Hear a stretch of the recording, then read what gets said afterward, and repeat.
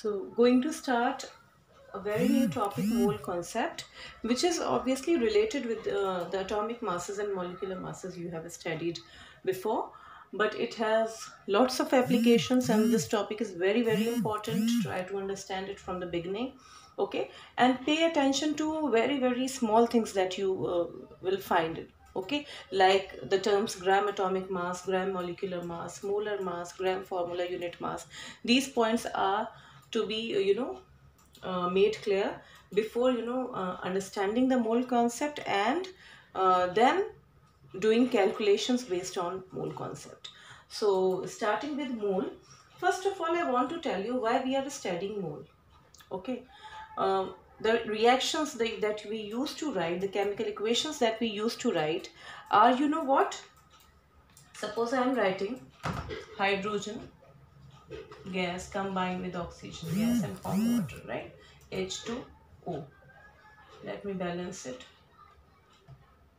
It is the same equation which which is being used to introduce the mole concept in your book.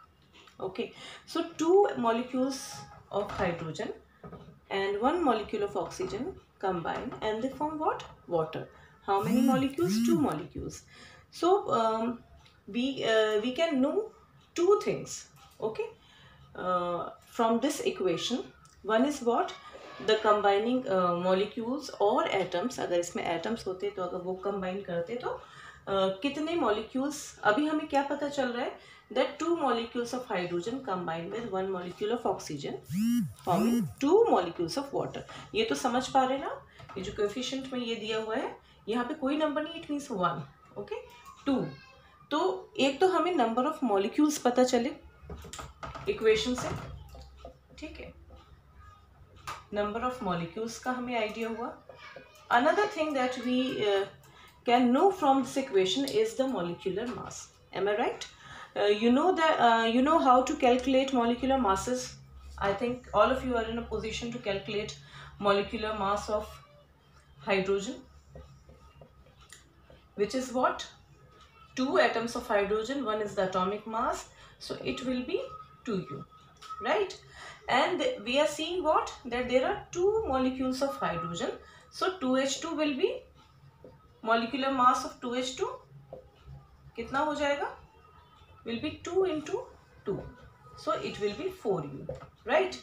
Similarly, we can do the calculation for molecular mass of oxygen, which is very easy. So molecular mass of oxygen will be 2 into 16U, which is 32U. Okay, and water we know very well. इसमें law of conservation of mass भी हम देख सकते हैं follow हो रहा है नहीं हो रहा. Another thing कि water कितना, water का molecular mass क्या है of H2O? बहुत सारे बच्चों को तो याद भी हो गया होगा. 2 into 1 plus 1 into 16, which is going to be expressed in unified mass 18U, है ना? लेकिन जितनी भी वैल्यूज आप यूनिट्स देख रहे हैं, 2U, 4U, right? 32U, 4U of hydrogen molecules combined with 32U of oxygen and forming 18U of water. क्या ये measure कर सकते हैं? If the molecule is microscopic, अगर molecule ही इतना छोटा है जो आप नहीं देख सकते, atoms इतने छोटे हैं आप नहीं देख सकते, तो you need heap of atoms or heap of molecules. समझ रहे हैं आप? In order to calculate, do experiments, in order to form something, कुछ भी आप बनाना चाह रहे हैं, you need heap of atoms or molecules. कोई भी matter हमें जो दिख रहा है, कुछ भी आपको दिख रहा है, कोई बोर्ड दिख रहा है, you are seeing my marker also, right, कुछ भी लिखा हुआ भी दिख रहा है, तो ये कितना, ये बहुत सारे मॉलिक्यूल्स से बन के एक साथ हैं, दे आर स्टैक्ड टुगेदर, और आप देख पा रहे हैं, है ना? तो मोल कॉन्सेप्ट कब आया? The word mole is actually, it is the chemists counting unit, पहली चीज. दूसरी चीज, this concept was given by Wilhelm Oswald. Let me write his name.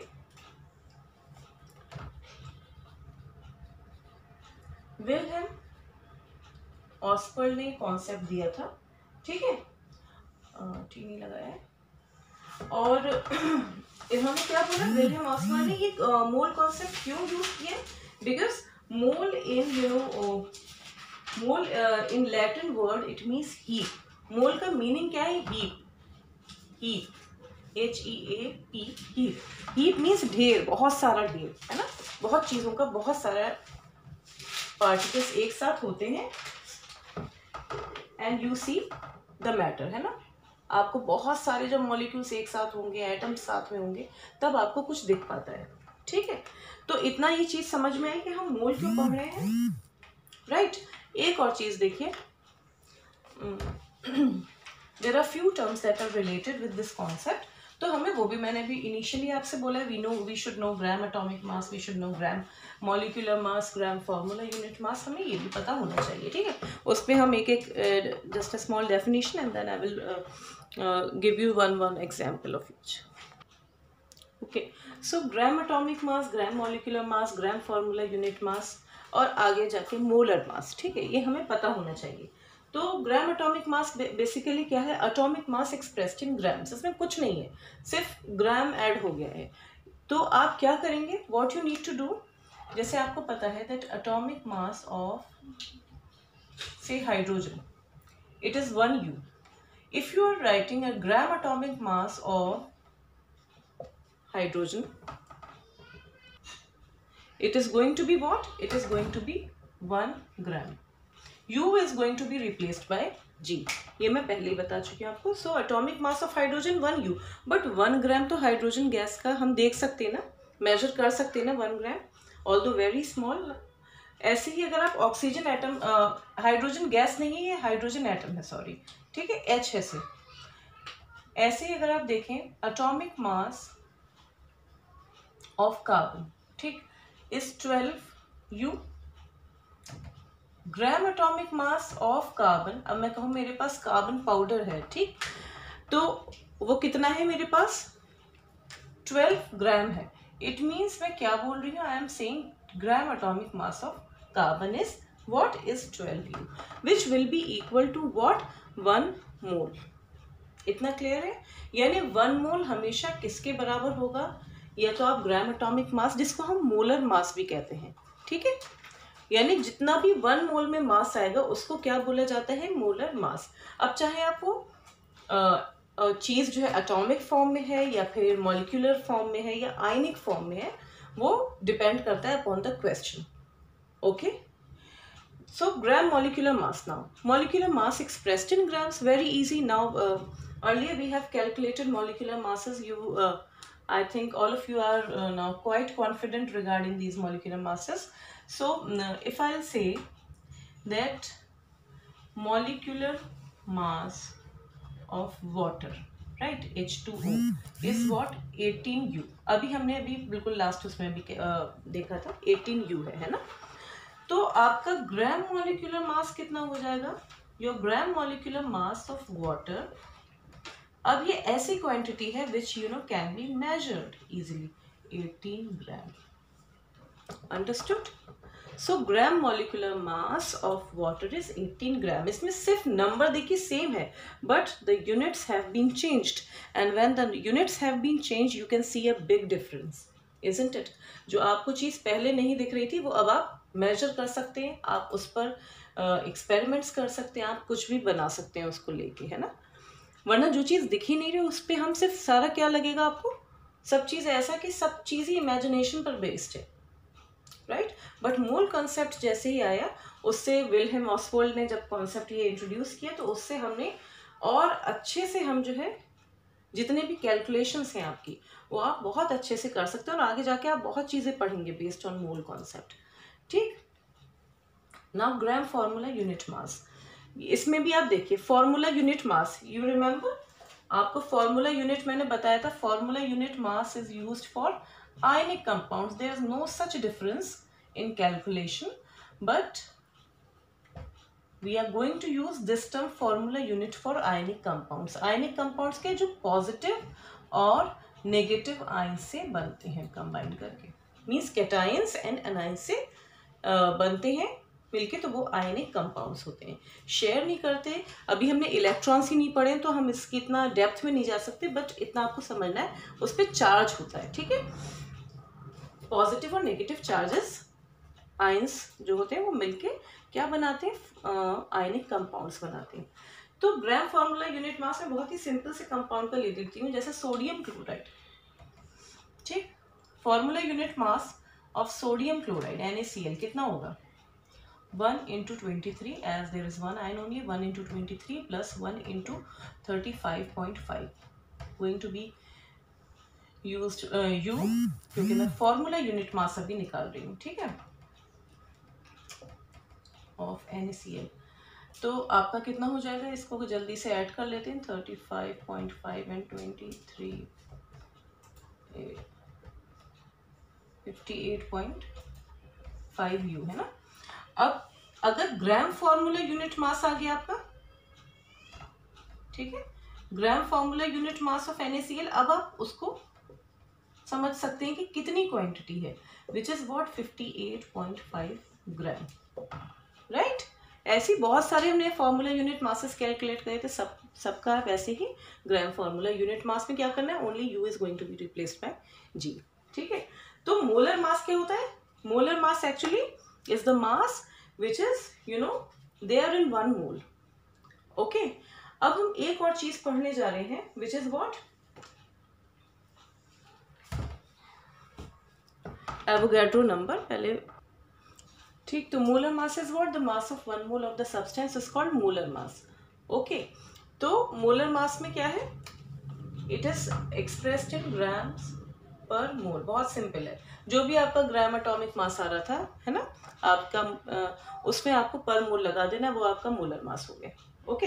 जैसे एक एग्जांपल हम ले लेते हैं, एक दो एग्जांपल से आपको क्लियर हो जाएगा। सपोज मैं कहूँ आपको molar mass of hydrogen H2, हमें पता है ये 2 ग्राम एटॉमिक मास था, इसमें पर मोल आपने लगा दिया तो क्या हो गया, मोलर मास, ओके, 2 ग्राम्स पर मोल। ऐसे ही मोलर मास ऑफ कार्बन, अगर आप कार्बन लिख रहे हैं it means 12 gram per mole. Molar mass of से carbon dioxide, molar mass of carbon dioxide we know it is 44U, तो 44U is going to be replaced by gram per mole, तो कितना हो जाएगा, 44 ग्राम per mole. तो I think ये clear है molar मास।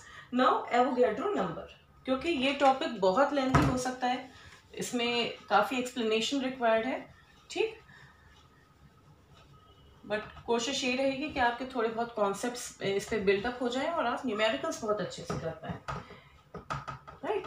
तो अब हम एवोगैड्रो नंबर और समझ लेते हैं, एवोगैड्रो नंबर क्या है, ठीक। एवोगैड्रो नंबर क्या है, Avogadro number was given by, this number was given by what, Amedeo Avogadro, Italian chemist, और इन्होंने क्या दिया था, Amedeo Avogadro ने के ऑनर में ये नंबर, ये नेम दिया गया एवोगैड्रो नंबर, ठीक है। और अगर आप देखेंगे तो एवोगैड्रो कांस्टेंट और एवोगैड्रो नंबर, इसको एवोगैड्रो कांस्टेंट भी कह सकते हैं और Avogadro constant represented by n0, ठीक है, which is always the same number है, बिल्कुल फिक्स्ड क्वांटिटी, फिक्स नंबर है ये। और ये मैं आपको बता चुकी हूँ कि Amedeo Avogadro के ऑनर में ये दिया गया, which is represented by n0, और ये वैल्यू कितनी हाई है जब मैं लिखूंगी तो आपको पता चलेगा। एवोगैड्रो नंबर, ठीक है, इज इक्वल टू, मैं यहाँ लिख देती हूँ, Avogadro number is equal to 6.022 into 10⁻23 number of, कुछ भी हो सकता है वो, it could be particles, ions, molecules, ठीक है। तो किसी भी चीज़ का कि जब आप एवोगैड्रो नंबर के कंटेक्स्ट में यूज़ कर रहे हैं तो वो इतना बड़ा नंबर है, कैन यू इमेजिन। 6 अगर आप डेसिमल हटा रहे हैं तो 0 2 2 फॉलोड बाय 20 मोर जीरोस, है ना, 1 2 3 4 5 6 7 8 9 10 11 12 13 14 15 16 17 20। तो ये इतना ह्यूज, इतना बड़ा नंबर है जो कि क्या है, एवोगैड्रो नंबर। अब हम ये क्यों पढ़ रहे हैं, बिकॉज ये साइंटिफिकली ये इट्स अ प्रूवन फैक्ट कि 1 मोल जो भी है आपका, ठीक है, is equal to what, is equal to Avogadro number which is such a big number. ठीक है, अब हम इसे कैसे और अंडरस्टैंड कर सकते हैं, आप देखेंगे कि 1 मोल जो है आपका किसके, इसे हम रिलेट कर सकते हैं विद मास। ये तो नंबर है। सपोज मैं आपसे बोल रही हूँ कि कार्बन डाइऑक्साइड गैस है आपके पास, 1 mole of carbon dioxide gas.